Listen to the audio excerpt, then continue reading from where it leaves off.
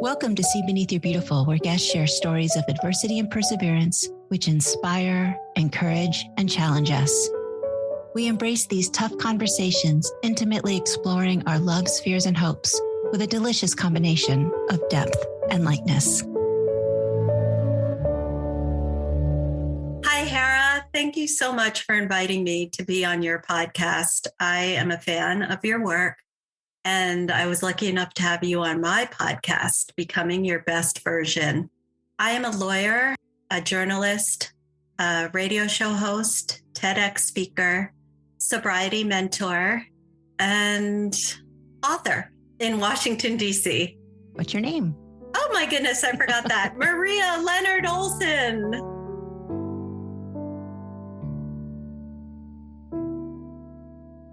My passion is helping other women through the experiences that I've had so that they don't feel so alone. Because most of my life, I felt so alone with the challenges that I faced.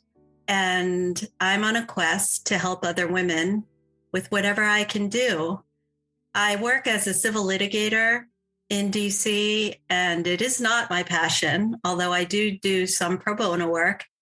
I mostly fight with people all day long about their legal disputes, and I don't enjoy it, but it fuels the rest of my life. It enables me to travel widely, to go to lots of women's conferences, to do a fair amount of public speaking. And so it is fuel for the time being. I hope someday I'll be able to work full time at my passions, and more will be revealed.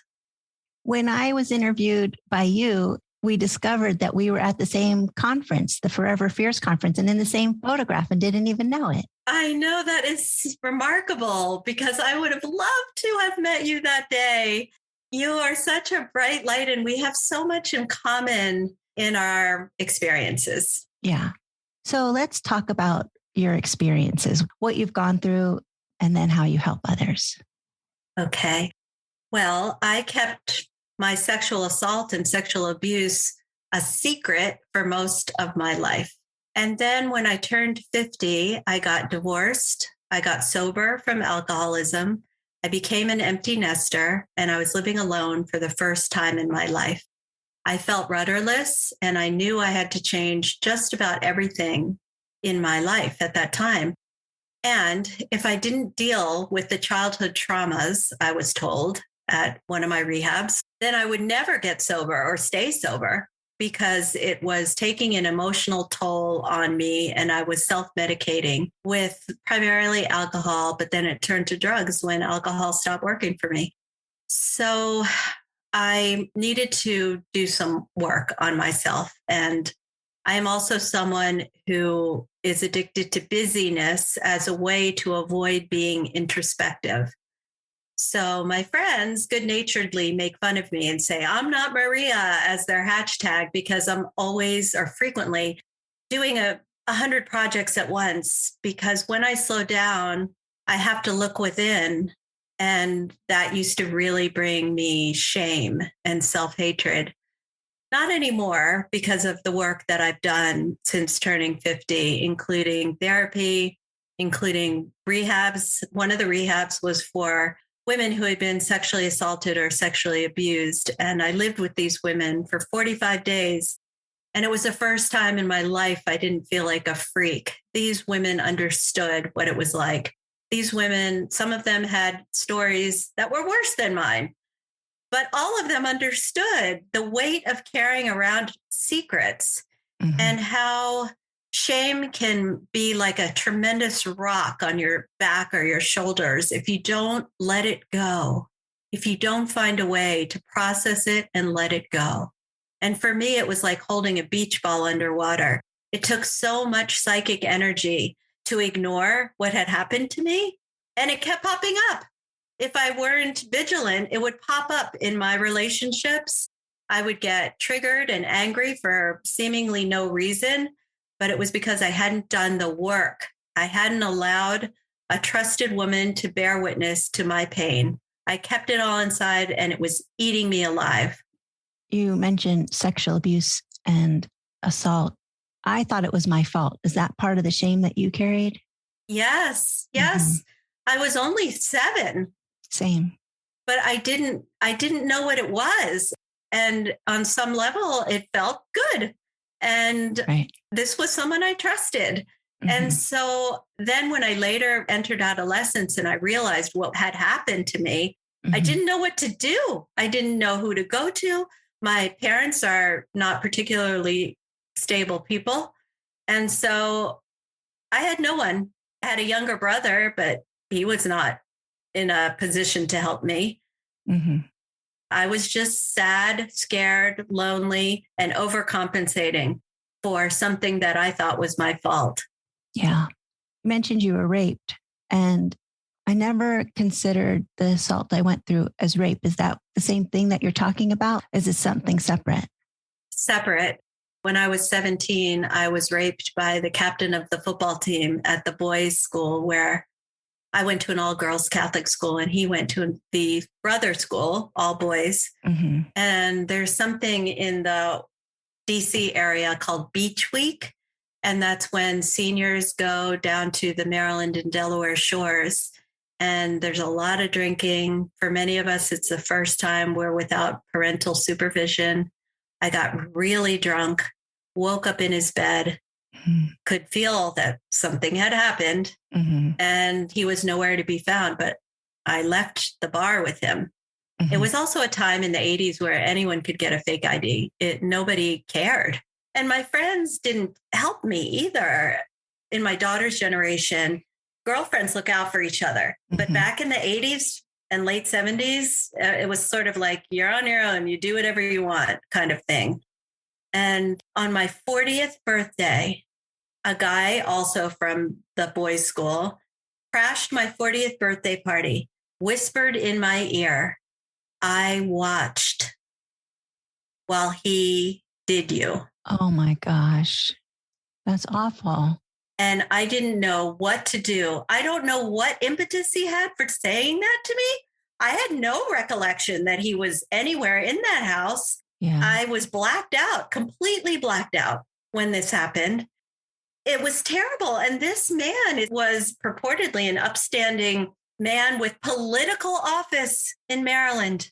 And he said this to me. You say it like that means something. Just because he was a public figure. And so I could have ruined him. Yeah. I could have gone to his wife. I could have gone to the press. I could have said, "Oh, listen, I'm bringing charges and you're a material witness." I could have ruined him. Yeah.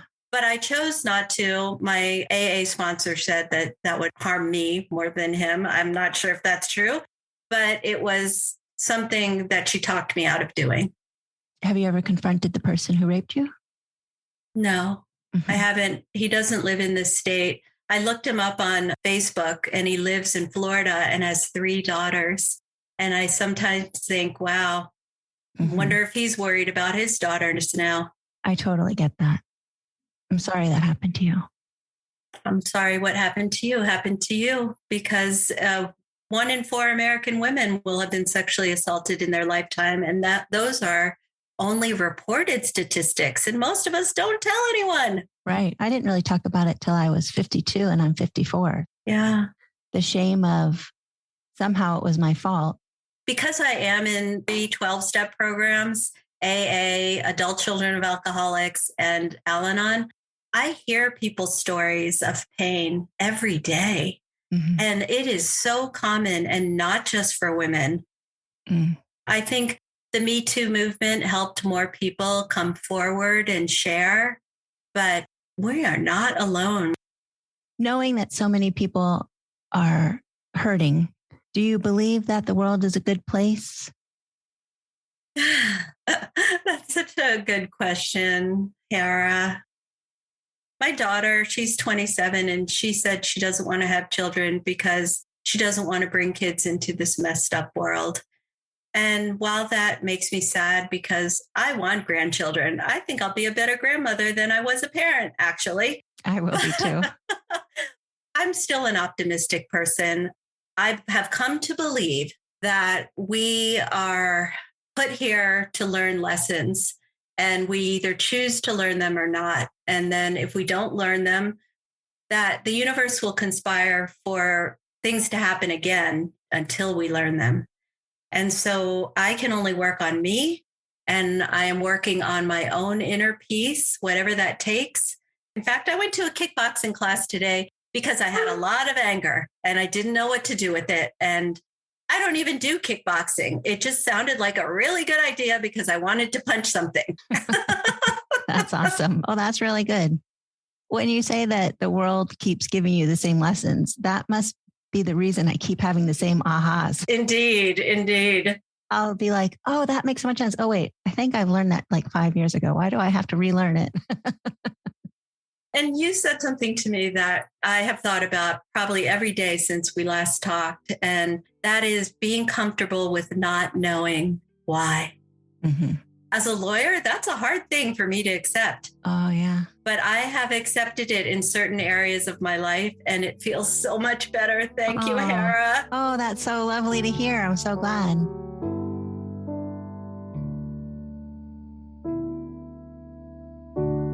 You wrote a few books, but you wrote a book called 50 After 50. 50 After 50, Reframing the Next Chapter of Your Life. And it is my personal story. It includes, well, that's a third of the book is my story, which includes my divorce, my getting sober, my finally dealing with childhood traumas, my becoming an empty nester. And that was a hard transition for me because I had given up my legal career willingly to be an at-home mom. I feel very fortunate that I had that opportunity because my mom didn't. I was a latchkey kid and I hated it. So I wanted to be a present mother if I could be, and I was able to be. But when my kids started pushing me away, I didn't know who I was anymore. And when I got divorced, I had to go back to practicing law because I didn't even ask for alimony because I was so ashamed of having drank my way out of a 25-year marriage.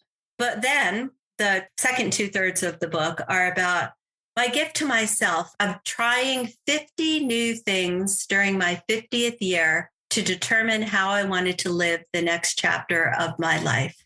I didn't intend to write this book, but so many people asked me for my list of 50 things when they said, oh, what are you doing for your 50th birthday? And I'd say, oh, I'm going to try 50 new things. And 50 is a huge reckoning point for many people in our society. Mm-hmm. So I kept this list on my phone. It was a dynamic list that I would add to and subtract from as I learned about new things to try. And one of my author friends suggested I pitch it as a book to an agent, and an agent got me a good publisher. And 4 years later, I'm still talking about this book. In fact, I did a TEDx talk at City University of New York in November that was largely about the book because it, I believe, struck a chord with many people, no matter what age they are.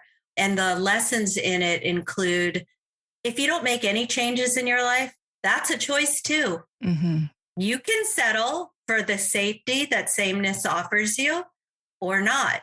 Yeah. And I changed almost everything. And the editors wanted me to categorize the various things that I did. So the 50 things are categorized into spiritual endeavors, adventure travel, learning and teaching, social activities, physical challenges, and a few more. But each one taught me something about myself. Not all of them are things I'm ever going to do again, but they taught me, for instance, what courage is to me, which isn't the absence of fear, but it is feeling the fear and doing it anyway. Mm-hmm. It taught me who I wanted in my life after 50. It taught me that I want to be very intentional about how I spend my time because now I'm 58 and I have lived more life than I have ahead of me. So I'm going to drink fully from the cup of life. I am going to say no if it's something I don't really want to do. No more people pleasing for me. Nope, I'm done. My favorite line is, that's not going to work for me. Yes. So much so that I was at a tennis match recently with women I don't know. I mean, I'm familiar with, but I didn't know them well. I was invited to be on their team. And one of the ladies was giving out shiny pennies for good luck. And I didn't want one because I didn't want to be superstitious. If I had it and I won, it would be the penny. If I lost, it would be the penny. And even if I had taken it and put it in my purse, I would still know that I had the penny. So I sweetly declined. Aww. I think that was a very unpopular thing to do, but having that penny just wasn't going to work for me, and I'm at an age where I can say that. Yes. I understand that it's an unpopular thing. Just take the penny, but I didn't want to just take the penny. Isn't that so silly? No, it's not. It's brava. I say, hell yes. Yeah. Stand in your power. We don't owe people explanations anymore. If we even ever did. I use a variation of what you just said. I say, I have another commitment. Oh, yeah. Because I don't have to tell people what I'm doing. That commitment can be for me to put my feet up and recharge. That's good. Yeah, I was told to not apologize for anything. Like instead of saying, I'm sorry, I can't make it is just fine. I want to move towards that. I hear myself apologizing still, and I don't want to.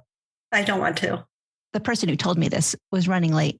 We were talking about always apologizing. And she said, instead of saying, I'm sorry I was late, you just say, thank you for waiting, which is totally different. So good. Yes, it's a shift. I talk a lot in the book and in my TED Talk about reframing how we even speak to ourselves. Mm-hmm.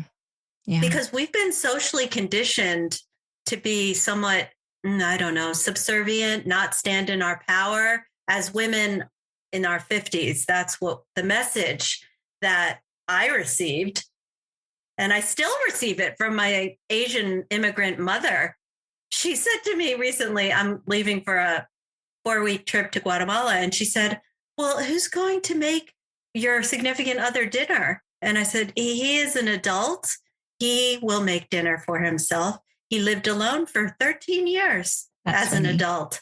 And she said, well, who's going to take me to the doctor? And I said, your son. And she said, oh, I don't want to bother him. Excuse me, Mom. He is a golf pro. He doesn't even work if it's raining.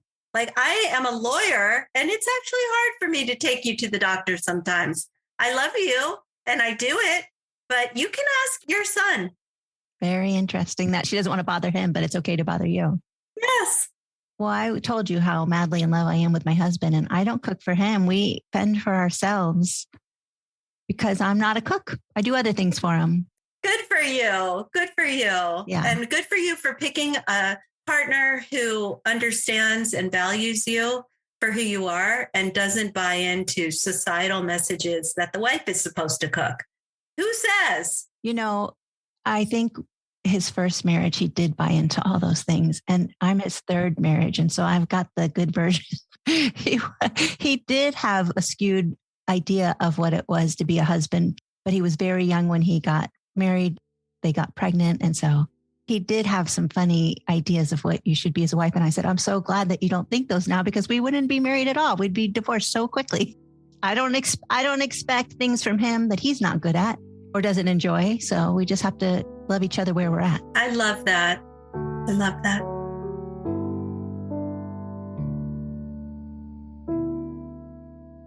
I spent most of my life being so careful about how I spent my money. Most Americans are, but I wasn't careful about how I spent my time. And time is the one thing none of us can get more of.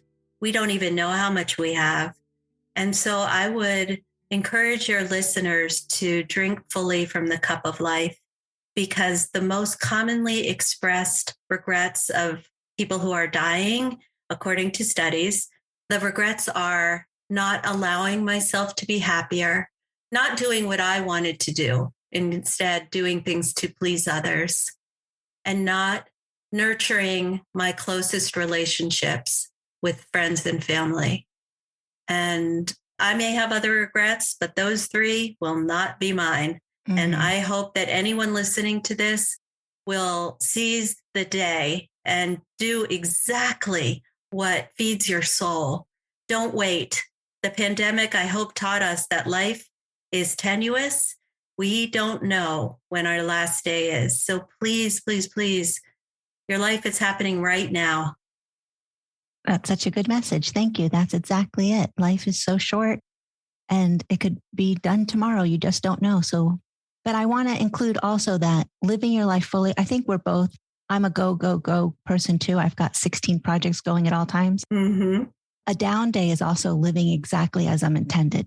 Relaxing and enjoying the breeze and not moving. Yes. Is just as important as the rest of it, as living out loud and making sure you seize the day. I agree, because if I'm rushing, I can't be fully present with the person I'm talking to, with anything. And I do spend more time.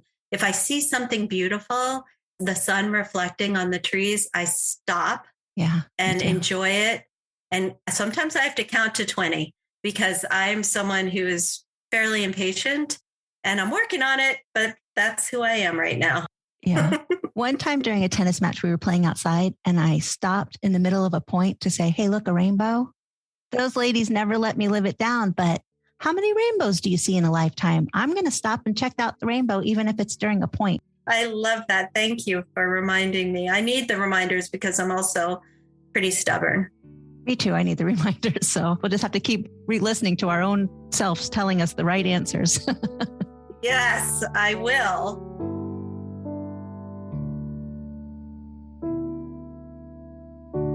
Well, thank you so much. This was a great conversation. I really appreciate it. Thank you for all the light that you bring to the world and for bravely sharing your story and giving us a place to share ours. Thank you. Thank you for joining us for this week's episode of See Beneath Your Beautiful, hosted by Hara Allison. And thanks for your ratings and reviews. We'll be back next week with a new episode. Stay tuned.